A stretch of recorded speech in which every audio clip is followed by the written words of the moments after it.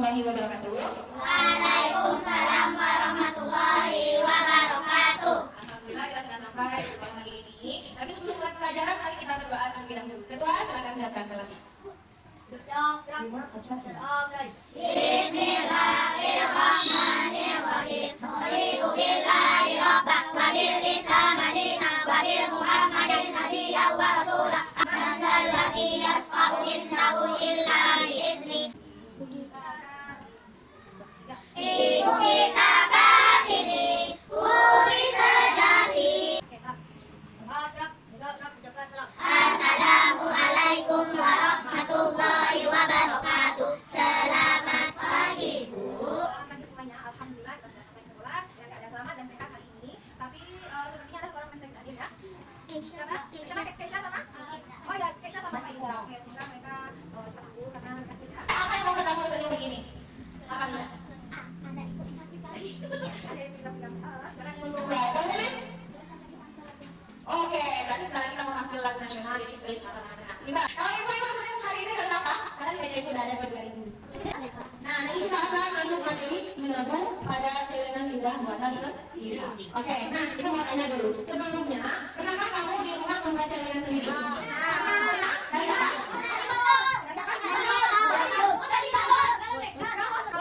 Kalau kamu sudah berapa bulannya? 300 juta. Berapa?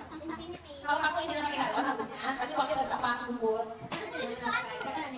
Oke, nah sekarang sebelum kita lanjut, kita harus kenal dulu dengan pelajaran hari ini. Yang pertama, nanti kita akhirnya bisa membuat karya pria yang mengandung manfaat. Nah, jadi nanti kita akan mengolah bahan bekas untuk dijadikan celengan. Yang kedua yaitu memahami unsur seni rupa pada karya fungsional. Jadi sebelum kita buat celengan, kita harus kenal dulu apa aja unsur-unsur seni rupa yang ada pada celengan yang akan kita buat nanti. Nah, yang ketiga, mengumpulkan sikap hidup hemat dalam kehidupan sehari-hari. By the way, kamu udah hemat atau belum dengan uang jajannya?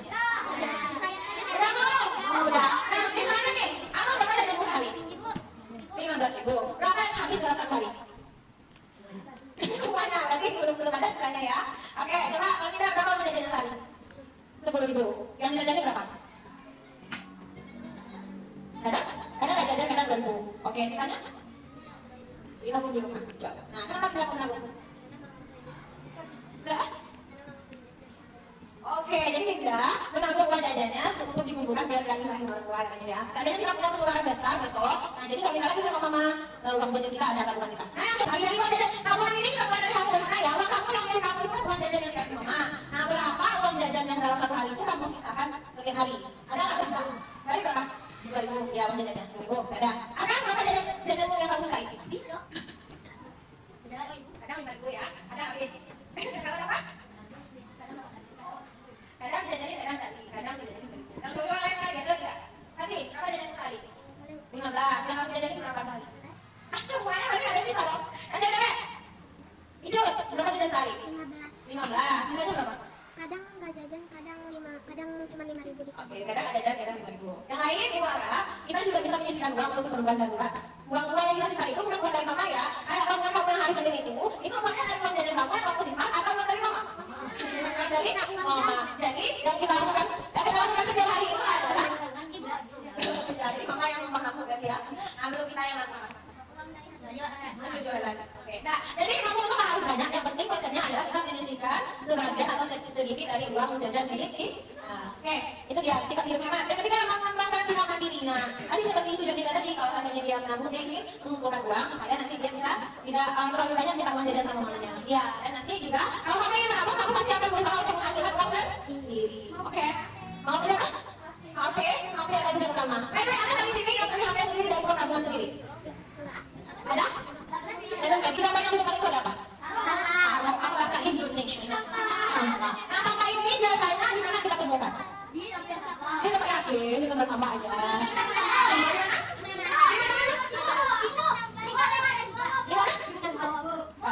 Di depan rumah, di jalan.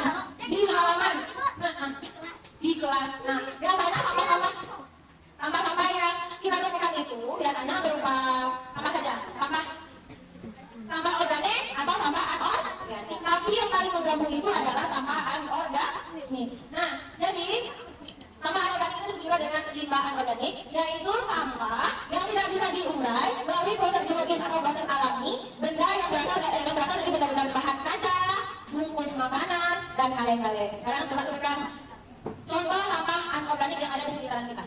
Apa? Botol minum. Oke, botol minuman. Apa lagi? Apa? Apa?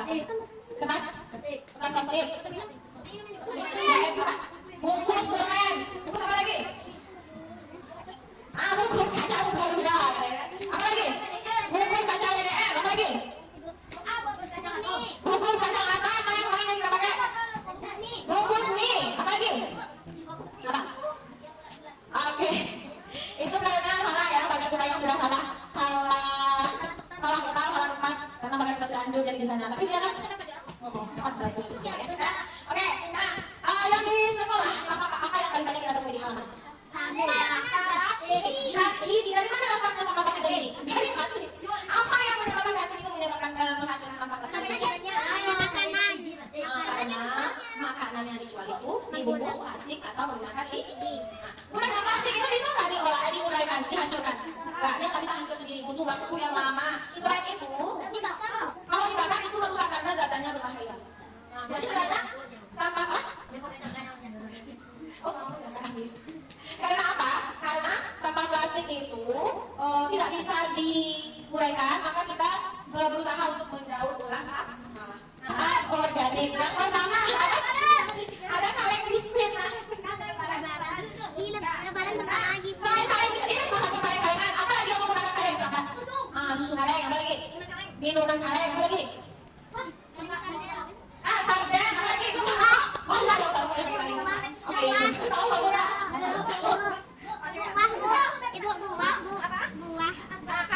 Kaleng buah.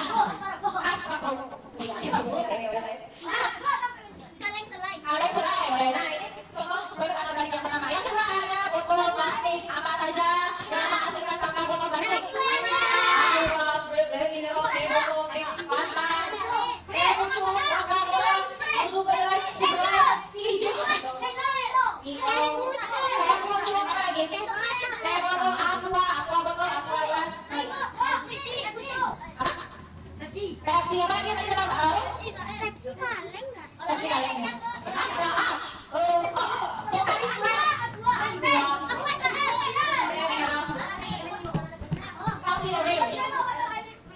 Oke, botol air mineral. Nah, yang bisa bungkus plastik ini yang paling banyak menyebabkan sampah. Bungkus permen,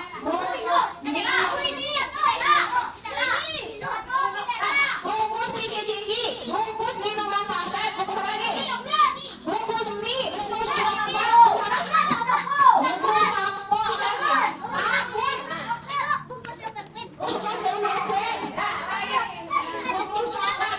Tiga produk ini bisa nggak dihancurkan secara alami? Iya. Nah, bagaimana cara menghancurkannya?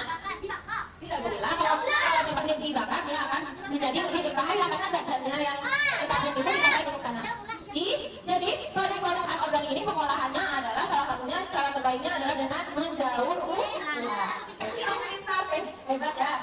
Nah, upaya mendaur ulang itu atau pengolahan limbah itu sebelum kita daur ulang ada hal yang pertama dulu. Reduce ini artinya adalah limbah itu kita kurangi penggunaannya. Iya, penggunaan. Nah, contoh aktivitas reduce itu mengurangi penggunaannya apa? Apa yang bisa kita kurangi? Apa? Iya, mengurangi sampah itu ada cara apa? Enggak, kita reduce. Mengurangi. Apa? Mengurangi penggunaannya. Apa contohnya produk apa sampah yang bisa kita kurangi penggunaannya? Menggunakan kantong plastik itu diganti dengan tas belanja. Nah, misalnya kita nggak pakai kantong plastik. Kalau di kota-kota, kalau di sini belum lagi ya. Kalau di kota-kota, orang udah pergi belanja ke supermarket itu dia bawa tas belanjaan sendiri, bukan plastik lagi, tapi bawa kantong belanjaan sendiri yang bisa digunakan berulang. Nah, jadi itu mengurangi sampah plastik, penggunaan sampah plastik. Nah, Di Indomaret kantong plastik itu dijual. ya, jadi seperti itu cara untuk pengurangannya. Salah satunya adalah menjual kantong plastik. Kita kan malas beli kadang-kadang nggak plastik. Jadi kurangi penggunaannya dengan membawa kantong plastik sendiri atau tas belanja sendiri. Nah, reuse, penggunaan kembali.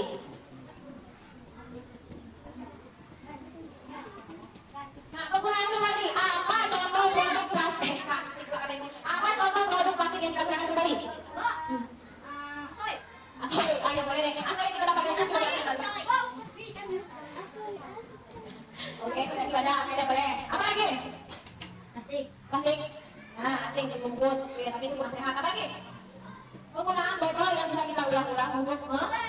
minum. Nah, kalau yang terakhir apa?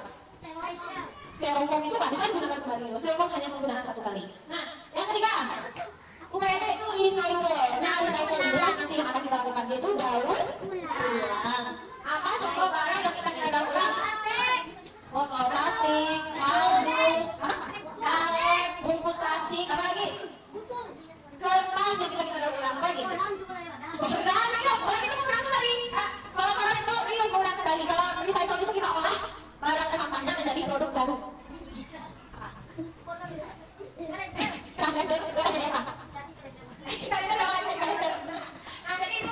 Nah, yang reduce, reuse, and recycle ini dikenal dengan istilah 3R. Nah, reduce itu mengurangi penggunaan, kalau reuse menggunakan kembali, dan yang terakhir recycle yaitu kita melakukan daur ulang. Nanti QR, ya QR, reuse and recycle. Nah, itu hanya ini upaya yang bisa kita lakukan untuk mengolah limbah plastik, karena limbah plastik itu nggak boleh dibakar, apalagi disebut nggak boleh. QR itu mendorong masyarakat untuk melakukan penanganan limbah dari pemilahan limbah dan pengemasan limbah dengan benar, serta mendorong proses pemanfaatan sampah yang memiliki nilai ekonomi. Jadi limbah yang kita hasilkan sehari-hari itu bisa diolah untuk menjadi barang yang bernilai ekonomi. Nah, kalau contohnya apa nih? Ini contohnya tadi ya. Kalau reduce menggunakan tas sendiri saat berbelanja ke pasar. Nah, menggunakan sedotan stainless. Nanti kalau misalnya mau beli es, kalau orang sekarang untuk mengurangi produk sampah plastik piket atau sedotan itu, orang biasanya bawa sedotan sendiri dari rumah dari stainless. Kamu punya? Nah, ada nggak dipakai? Sama ibu juga keluarkan kan? Nah, jadi untuk pengolahan yang reduce ini sebenarnya masih kurang kita lakukan ya. Selanjutnya untuk kalau untuk reuse itu sebenarnya tadi mengisi ulang botol air minum, menggunakan kantong plastik yang sama di setiap kali belanja atau kantong belanjaan yang sama pergi berbelanja. Dan yang ketiga, contohnya recycle, membuat tas dari bungkus sasetan. Pernah melihat tas dari bungkus sasetan itu? Pernah belum? Kalau yang cewek misalnya udah pernah, kalau yang cowok jarang ya. Nah, kemudian contohnya recycle apa lagi?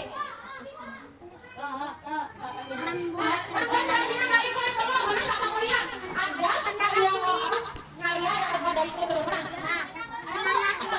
Gambar itu terkait dengan kulit telur. Kemudian yang terakhir, membuat kerajinan dari bekas. Kertas itu dilipat-lipat dan kemudian dibentuk menjadi pesawat. Oke deh. Ada lagi kerajinan dari kertas itu kayak hiasan apa? Tuh, nah tujuan dari kamu tadi sudah dikulas pertama. Yang pertama, belajar kita belajar untuk menjadi lebih disiplin. Yang kedua, belajar berhemat. Yang ketiga, belajar menghargai uang. Nah, kamu kalau misalnya sudah punya uang sendiri, kamu akan nih, saya pernah beli ini. Mahal nih. Terus saya iya kan? Kalau pegang soal, ribu sih. Ah, di situ, coba mulai itu. Nanti kamu sudah bisa menghargai uang. Jadi kita udah bisa mempertimbangkan mana ya perlu atau tidak perlu.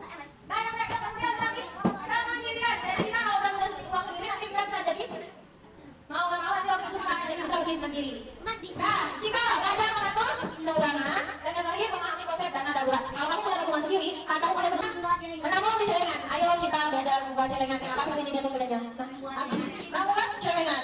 Nah, kalau yang mau celengan ini, kita lanjutkan yang depan. Nah, hari ini ibu mau melihat kalian sudah paham atau belum dengan konsep reduce, reuse, dan konsep menabung. Oke.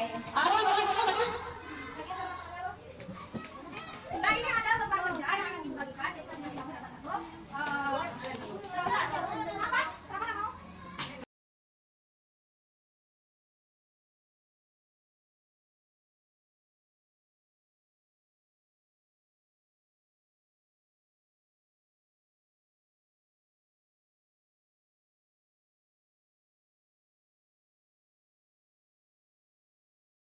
Kenapa Dinda mau menabung? Terus? Oke. Oke, good. Oke, baiklah pembelajaran hari ini kita sudah membahas tentang pengolahan sampah organik. Jadi ada 3 hal